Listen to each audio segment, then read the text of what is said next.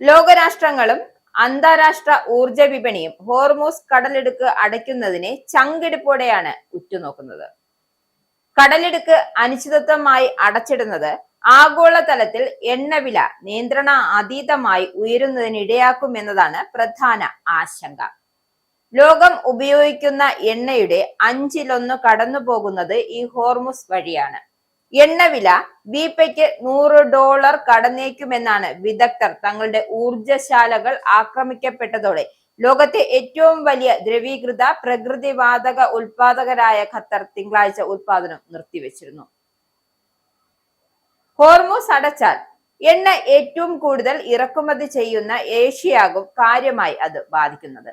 പ്രത്യേകിച്ച് India, Thailand, ദക്ഷിണ Korea, Philippines എന്നീ രാജ്യങ്ങളെയാണ്.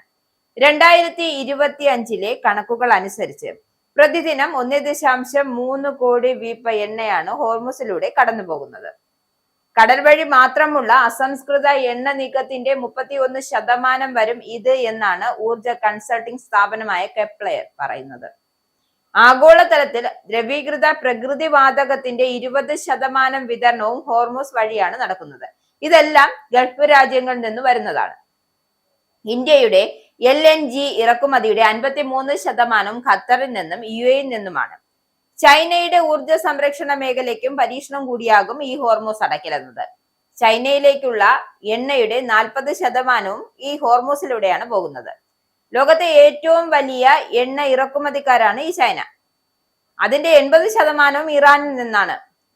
LNG ഇറക്കുമതിയുടെ 30% ഖത്തറിൽ നിന്നും UAE നിന്നുമാണ്. അതേസമയം ചൈനയുടെ പക്കലുള്ള എണ്ണ വാതക ശേഖരവും മറ്റു രാജ്യങ്ങളിൽ നിന്നുമുള്ള ബദൽ ഊർജ വാങ്ങലുകളും കണക്കിലെടുത്താൽ ഹോർമൂസ് പ്രതിസന്ധിയെ ചൈന അതിജീവിക്കുമെന്നാണ് കണക്കാക്കുന്നത്. പേർഷ്യൻ, ഒമാൻ ഉൾക്കടലുകൾക്ക് ഇടയിലാണ് ഈ ഹോർമൂസ്. കടലിടുക്കിന് വടക്ക് ഇറാനും തെക്ക് ഒമാനും UAEയും. തുടക്കത്തിലും ഒടുക്കത്തിലും ഹോർമസിന് 50 കിലോമീറ്റർ വീതി.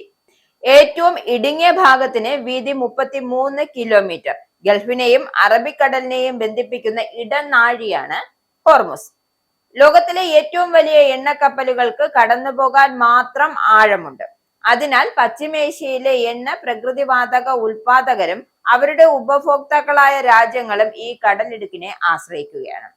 Iraq, Kuwait, Qatar, Saudi Arabia, UAE എന്നിവിടങ്ങളിൽ ഇറാനിൽ നിന്നുമുള്ള എണ്ണ വരവ് ഇതുവഴിയാണ് നടക്കുന്നത്. ഓരോ മാസവും 3000-ഓളം കപ്പലുകളാണ് കടന്നു പോകുന്നത്. സ്വന്തം തീരത്തു നിന്നും 12 നോട്ടിക്കൽ മൈൽ ദൂരം വരെയുള്ള സമുദ്രത്തിന്റെ നിയന്ത്രണം ഓരോ രാജ്യത്തിനും കൈയടയാളം എന്നാണ് UN ചട്ടം.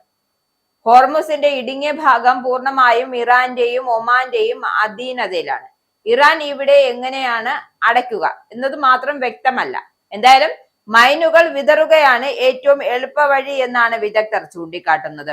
ഇതുവഴി പോകുന്ന കപ്പലുകളെ മിസൈലോ ഡ്രോണോ അയച്ച് ആക്രമിക്കുക എന്നതാണ് മറ്റൊരു രീതി. ഹോർമുസ് അടയ്ക്കുമെന്ന ഭീഷണി വർഷങ്ങളായി നിലനിൽക്കുന്നതിനാൽ ഗൾഫിലെ എണ്ണ കയറ്റുമതി രാജ്യങ്ങൾ ബദൽ വഴികൾ വികസിപ്പിച്ചിട്ടുണ്ട്. ദിവസവും 50 ലക്ഷം വീപ്പ എണ്ണ കൊണ്ടുപോകാൻ ശേഷിയുള്ള 1200 കിലോമീറ്റർ നീളമുള്ള പൈപ്പ് ലൈൻ സൗദിക്കുണ്ട്. UAE കരയിലെ അവരുടെ എണ്ണപ്പാടങ്ങളെ പൈപ്പ് ലൈൻ വഴി ഹുജറയിലെ തുറമുഖവുമായി ബന്ധിപ്പിച്ചിട്ടുണ്ട്.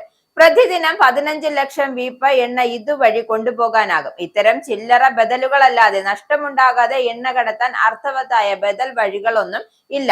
അതാണ് ഹോർമുസ് ഇറാൻ മുന്നോട്ട് വെക്കുന്ന വെല്ലുവിളി.